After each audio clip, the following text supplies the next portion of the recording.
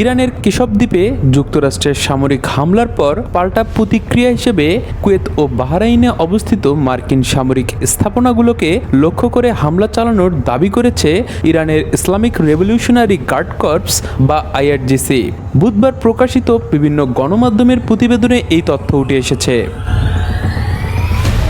আইআরজিসির দাবি অনুযায়ী কেশম দ্বীপে মার্কিন হামলার জবাবে তারা কুয়েত ও বাহরাইনে অবস্থিত মার্কিন সামরিক ঘাঁটি এবং সংশ্লিষ্ট সম্পদের উপর আক্রমণ চালায়।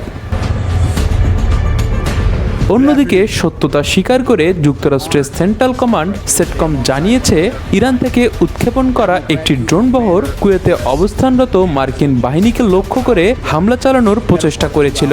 তবে মার্কিন বাহিনীর দাবি ওই হামলার প্রচেষ্টা সফল হয়নি।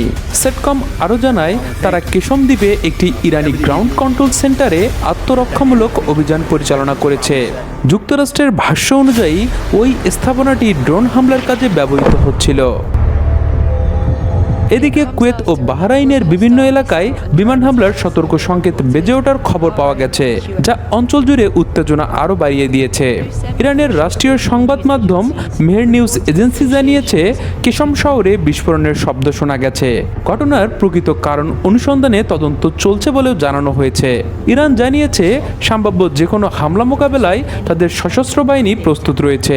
একই সঙ্গে দেশটি সতর্ক করে বলেছে, সংঘাত আরও বিস্তৃত হলে কঠোর প্রতিক্রিয়া জানানো হতে পারে।